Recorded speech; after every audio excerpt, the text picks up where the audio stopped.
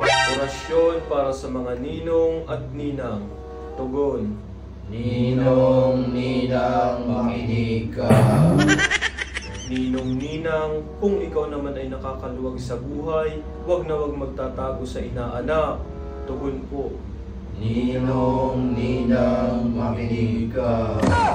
Ngayong malapit na ang Pasko, mga kuripot na ninong at ninang, mag-ipon-ipon na kayo. Tugon. Ninong, ninang, makinig ka. Mga ninong at ninang, ngayong darating na Pasko, hindi na uso ang pagmamahalan, kundi pagbibigayan. Tugon po. Ninong, ninang, makinig ka. Mga ninong at ninang, kung ikaw naman ay nasa malayong lugar, huwag mong sabihing ligtas ka na. Meron tayong GCash at Paymaya. Tugon po. Ninong, ninang, makinig ka.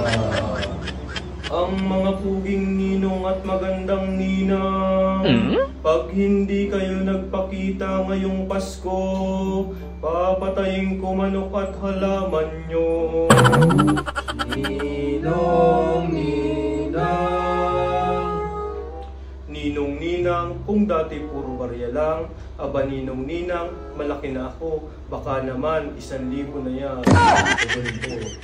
Ninong, ninang, makinig ka. Ang mga ninong at ninang na hindi nagbibigay ngayong Pasko ay tatandang binata at dalaga. Tugon. Ninong, ninang, makinig ka. Sa mga hindi nagbibigay na mga ninong at ninang, pag hindi pa rin kayo nagbigay, pwede na kayong kasuhan ng kasong kuripot. Tugon po.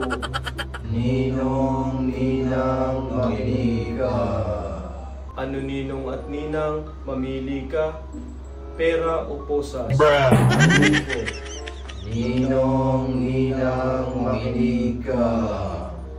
Mga ninong at ninang, mula ngayon, hindi na kami tatanggap ng laruan, pirahin mo na lang.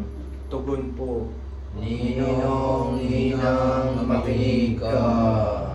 Ninong, ninang, narito ang mga pagpipilian, iPhone 11 Pro Max or 5,000 cash. Tugon po.